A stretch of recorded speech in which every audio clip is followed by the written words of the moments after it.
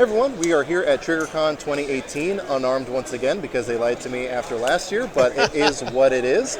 We're here nonetheless. So you may recognize this gentleman here. This is Nick from Leupold. I've done a video with him before. There's another video we did, which we haven't shown because the audio sucks because I wasn't paying attention. We got the right equipment now, though. Right, we have the equipment now, so I'm going to go back up and do a video with them. Yeah. But Leupold, if you haven't heard of them and you're watching my videos, I don't know how you found me because they are a very, very well-known name. We're only 112 years old, so only 112 years old, and one of the most respected optics manufacturers in the world. Right. And they are located in Oregon, which obviously gives them a soft spot in my heart. Yeah. So again, here at TriggrCon, we covered a lot of stuff coming out at SHOT Show earlier this year, but one of the things you guys have on display here is the Mark V, correct? Yeah. We're really pushing the Mark V. I think this crowd here at TriggrCon can really appreciate what we did here with the Mark V. Yeah, obviously it came out at SHOT Show, but it just keeps gaining momentum, right? So we got a 5 to 25, we got a 3.6 to 18, and I think it really showcases a new direction for Leupold, how we've been really engaged with the consumer and listening to them, the shooters. So we're not always the first to the market, right? That's kind of the thing. But the reason is because we take our time. So we make sure we get it right. We go back. This thing got redesigned, 2 or 3 times from the ground up, and we're not going to put something out there that we haven't tested and verified that we know is going to perform. Right. And the Mark V is the scope I've been waiting for us to make. Okay. This is my personal gun, and that's what I'm running on is a 5 to 25. I got 3.6 to 18 on like my 17.5 gas gun. I think that's the new generation kind of DMR style optic. You got 3.6 on the low end, 18. Now maybe you're not taking shots on 18 power, but now you have threat identification, ability, right? So you have a kind of a spotting scope style ability on that scope. It's still a really small package, lightweight.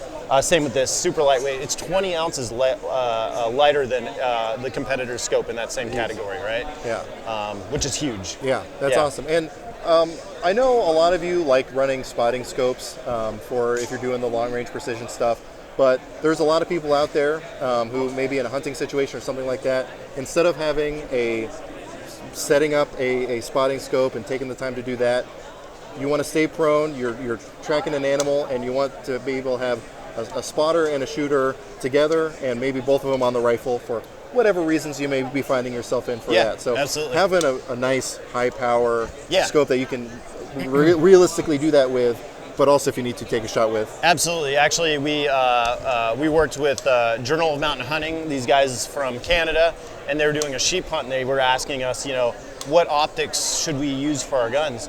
And they went with Mark V 3.6 to 18s. I mean, it's a tactical scope, but it's going to work for that hunting application too. And to your point, now you have that spotting ability with that higher magnification. Even if, and I always tell people, a lot of people just immediately will take shots too on the higher magnification, which isn't always a good thing. On the higher magnification, now all my body movements are exacerbated, and my breathing and my heart rate. So actually, you knock the power down a little bit, and you can take the reticle stops moving as much, or seems to, and you can make a more precise shot. But then you have those spotting capabilities with the higher magnification, right? So you said that this was the optic you were waiting for. Obviously, this is attached to your rifle. Yeah. What are some of the features of it that made it that for you? Just starting on the outside, and while we're at it, I'm just going to push this in front of my ugly mug, since no one wants to look at me when we're talking about a product. Front setter, right? Yeah. So let's start at the back end. So now we have a fast focus eye shell instead of the other kinds that you'll see where the whole eye shell moves. Not that you're touching your diopter setting that often, but it's super easy to adjust if you need to, right? You have a power selector with a throw lever on there that you can take off and on if you don't want it. It's super easy to go through that really nice, smooth power selector. The adjustments were totally redone. This is an M5C3 adjustment. That means you have 3 revolutions of adjustment. You have a locking dial right there, and you have a revolution indicator. So you know, okay, I'm on level 2. button sucked in a little bit. Now I'm on level 3. Oh, that popped up. I know I'm on level 3. You have all that adjustment. Go back. You can hear that too, probably in the microphone, those clicks. Super bright, super positive clicks on this thing. Awesome. Yeah, it's amazing. Redid the whole focus adjustment on there. It's a longer throw, which actually lets you really fine tune that focus or parallax setting on there. So redid the cam in there. Yeah, 35 millimeter main tube. So the reason behind that, and people are like, well, you know, I got to buy 35 millimeter rings now. So it's a little bit of compromise, right? We actually won't compromise on the image quality. We could have taken the erector system, which is that tube within the tube, shrunk that down, and got the same amount of travel with a 34 millimeter main tube, but that decreases the image quality of the scope, right? So that's why we decided to go to a 35 millimeter main tube, have that, retain that image quality and that right size erector in there, and still have the adjustments, so. Beautiful. Yeah. So what kind of reticle options do people have in this? So we got a couple different ones. We got your standard TMR. I mentioned too, they're all front focal, plain scopes. Mill right now. We will be coming out with some MOA ones. Okay. So you got regular TMR, you got an H59, Tremor 3, and our new CCH reticle, which is our proprietary grid reticle, mill grid reticle. And illuminated and non-illuminated models. Awesome. Yeah. Now, if you've seen some of the other videos we've done, I'm gonna sneak around here. Perfect. So. Yeah. Well, the fun thing with I'm getting like, the correct mics is our cables are kind of getting cut up here. Right. I'm like peeking over the rifle. My bad. No, no, you're good. So, if you guys didn't know from other videos I've done, you used to work in the custom shop. Like that used to be kind of your thing. Right.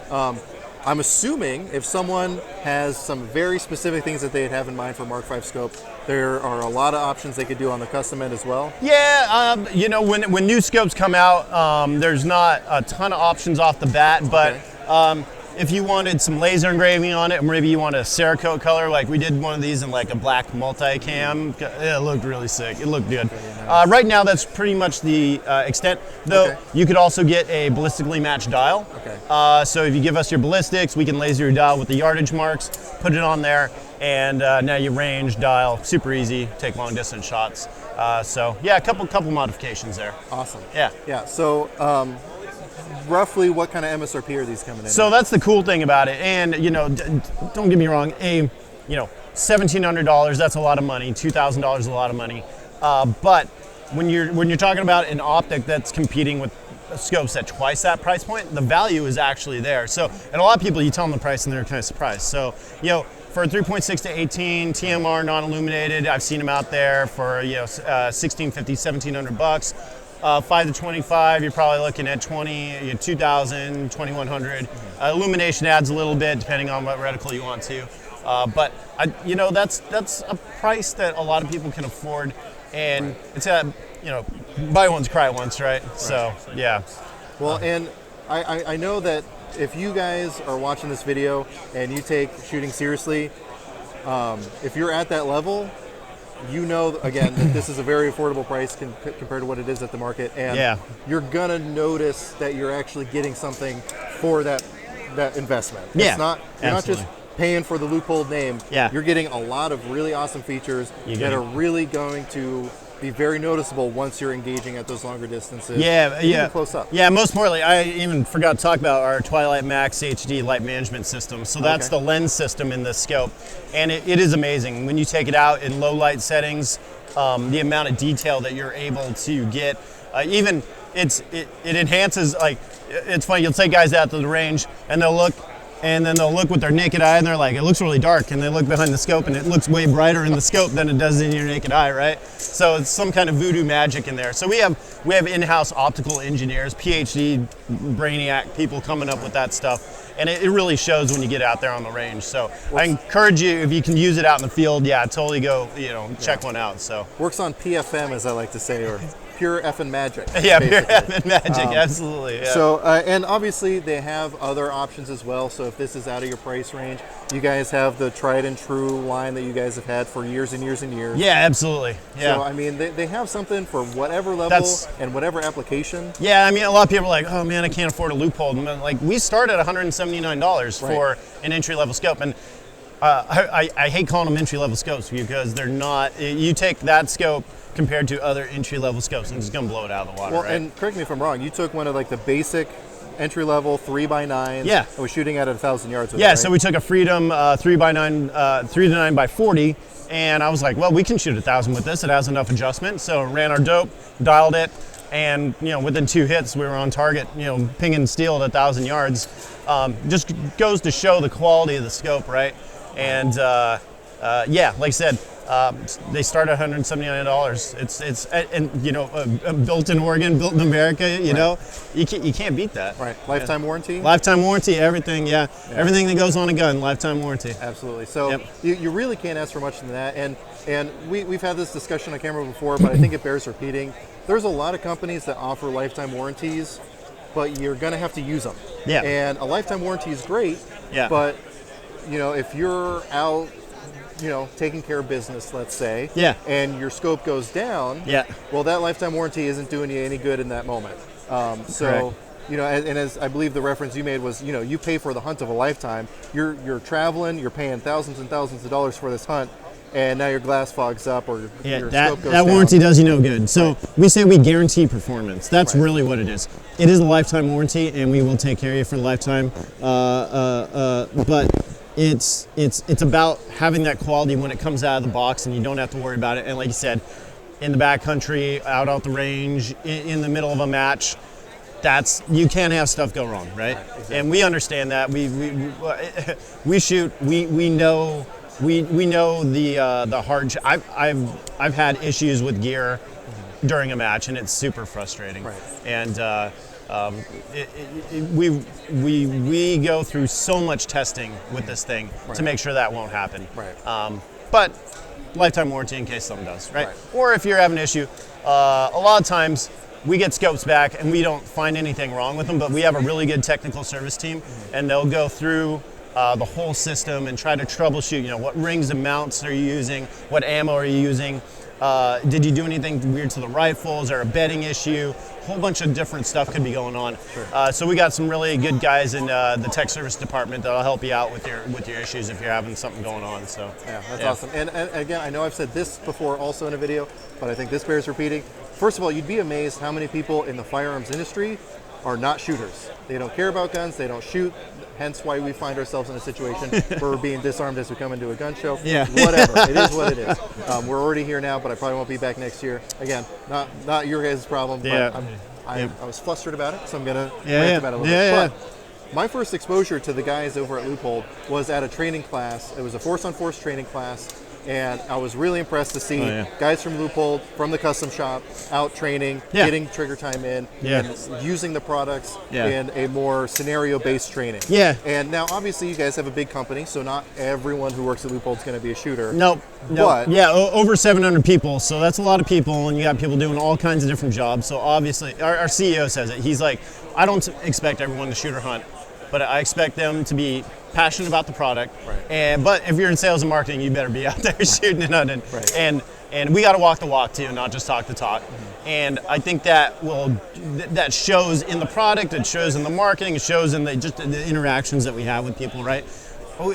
I'm pretty lucky. I get to do this for a living, so it's pretty awesome. So. Can't ask for much more. Yeah, I can't ask for it. Yeah. So if people want to see the full line of products you guys do, because it's not just scopes, they do rangefinders, they do all kinds of stuff. Yep. Where can they go to look? So go to leupold.com. That's obviously the best repository for all that information. Go on there, check it out. And then we have a couple, key online retailers too. Obviously, you can look at stuff. And you do your research from there. Yeah. Watch Ryan's videos and stuff. All the gear reviews and Yeah, and they have a really active social media page as well. Yeah, so they're posting that's true. Beautiful pictures on like Instagram and Facebook. Yeah, we stepped up our social media game a little bit. And it shows. So if you like gun porn, you want to look at some beautiful stuff. Check out their Instagram channels and all that. And when you're on the website, sign up for the Core Insider newsletter. Email eBlast now. So we're doing a lot of product pulses. You'll see new products first. We do some giveaway stuff there, so check that out. Awesome. Yeah. So anything else you wanted to add? No, I think that's it. Yeah. Okay, and again, we just not even scratched the surface. We kind of looked at the surface here, not Yeah, even right. scratched it. They have a whole line of products, everything from pretty much every price range, whatever need, whether you're hunting, tactical, competition, there's options for you. So definitely check out their website, check out their social media.